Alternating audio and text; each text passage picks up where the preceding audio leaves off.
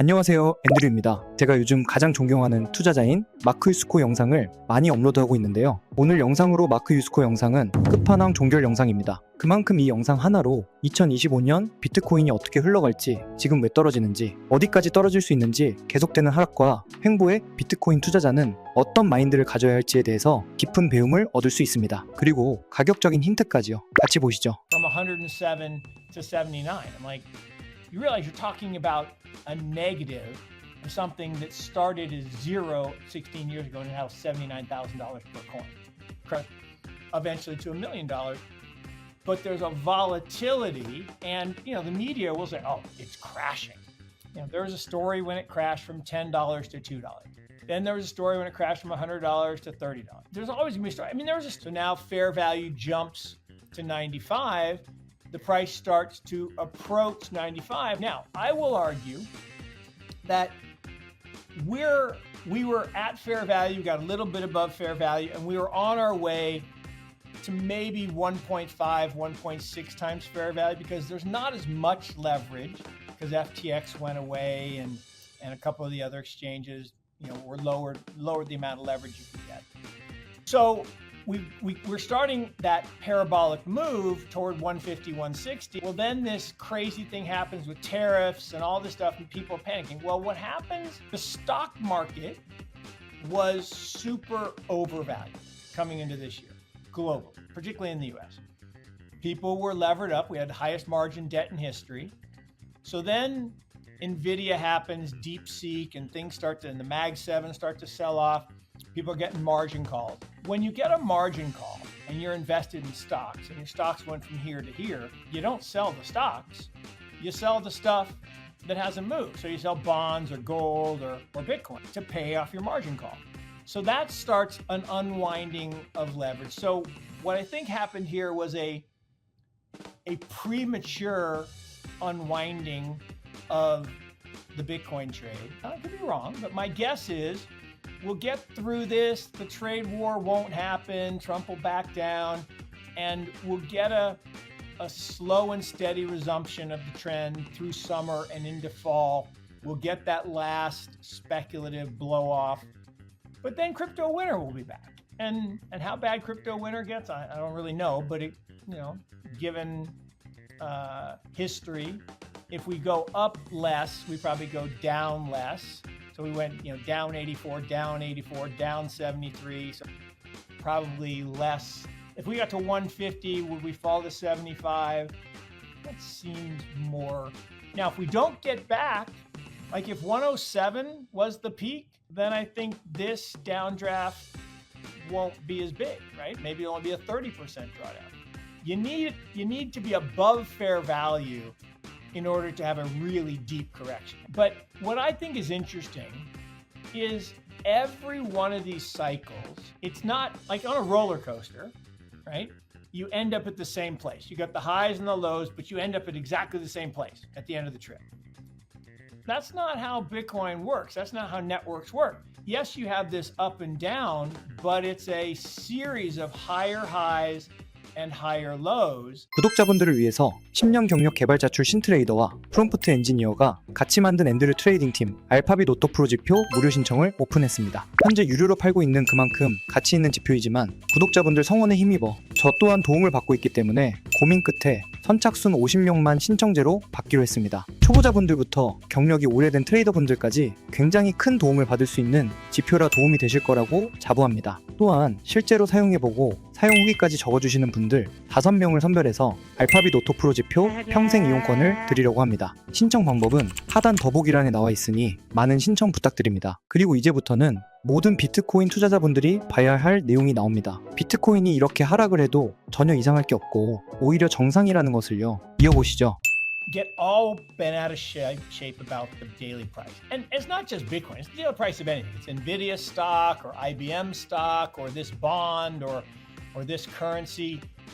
The reality is price of anything, right, is the amount that two people agree to exchange a small amount. Let's take Microsoft stock, right? if you or I wanted to exchange 100 shares of Microsoft stock, we could go to the NASDAQ listing and whatever the price is there. But if I had 1,000,000 shares of Microsoft stock, I could never get that price. If I were like Bill Gates and I had tens of millions of shares, no way. You couldn't sell it all at once without collapsing the price. And so markets are made by people exchanging a small amount of goods or services.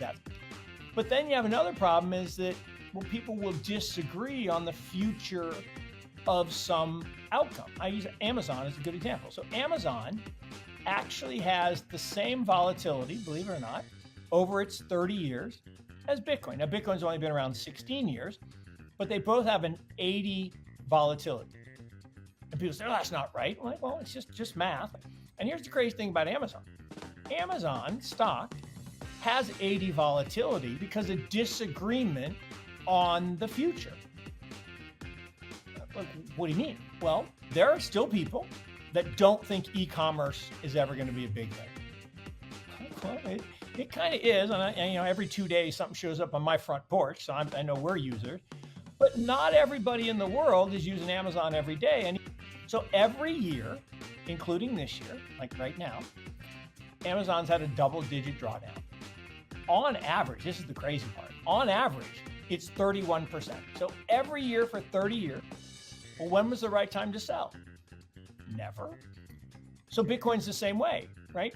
People look at the price of Bitcoin but every day between then and now, the price has been volatile. And yet, I don't think about the price at all, this is the long-winded way of saying, the reason price doesn't matter. What matters is owning a piece of the most valuable computing network the world has ever seen. Fair value of Bitcoin today of somewhere around $95,000 per Bitcoin. Now, well, if the price is 83, well, again, people disagree about value. And in the last couple weeks, we went from, above fair value at 103 down to 83. Well, why? Well, a couple things happened. One, there was a big unwind of a arbitrage that's been going on since the advent of Bitcoin futures. But, everyone was cheering really loudly when Bitcoin was deemed not a security, right? It was made a commodity. Oh, that's great, that's great. Well, be careful what you ask for. You might get it.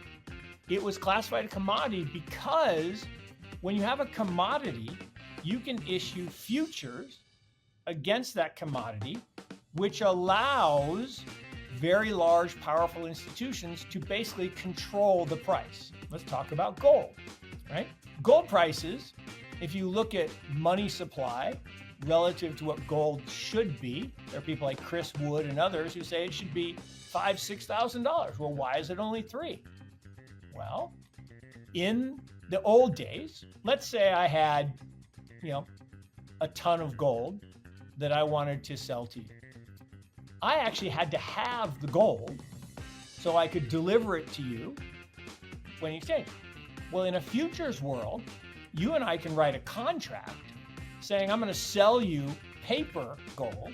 And as long as we settle the contract before I have to go get the actual gold to deliver, it's all good. So what happens in the commodities world is people can short paper commodities against a physical commodity, and the futures price is always modestly higher than the spot price, right? Because it's the future price, and that is, we're optimists, so we're always thinking it's going to go up.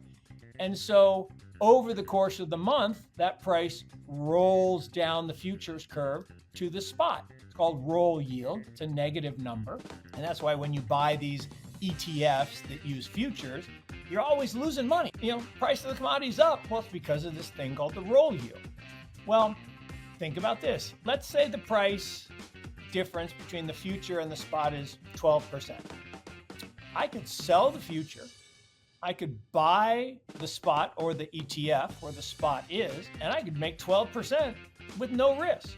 And then if I levered that, if I'm a really big institution like a bank or a big asset manager, I could lever that up. So when the ETFs were approved, everyone was cheering. Well, I was looking at the same day, not a coincidence, a whole bunch of futures contracts were also approved by the CME, Chicago Mercantile Exchange. All these big guys are going to buy a bunch of the ETF, but they're going to short the future against it, and that's going to cap the price, which is exactly what happened. And then the price did start to rise as people got excited about the halving and because after the halving is what happened a couple weeks ago was that spread between the futures price and the spot price fell to 5 or 6%. Interest rates had gone from 0 to 5%. So now the cost of funding of that arbitrage trade is not worth it. So people unwound. And so there was a outflow from the ETFs and people freaked out. The bid-ask spread got super wide and the price fell. But that's a temporary phenomenon. So now it's more about traditional supply and demand dynamics.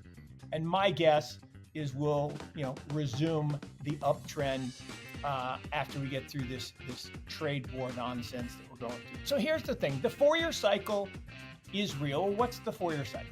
So when he coded the original source code, he put in a mechanism that every 4 years, the block rewards, which means, well, why does that matter? Well, think about it. Let's say there are 10,000 miners out there, and they're all mining diligently. But our costs, your costs and my costs are fixed. So if they cut the rewards in half, one of us has to go out of business, unless the price rises. So we both hold on to our Bitcoin longer, and we require that someone bid a higher price in order for us to sell. So there's a natural increase in the price every 4 years. The fair value basically goes up. Well, why does that matter? So because of this 4-year cycle, we get the price move in a wave above and below fair value. So the halving tends to occur after a period of crypto winter, right? Crypto spring, crypto winter, markets are falling. Crypto spring, they're kind of settling. Then crypto fall, the halving occurs and the price starts to move back towards fair value. The block rewards go down, the price has to start go up,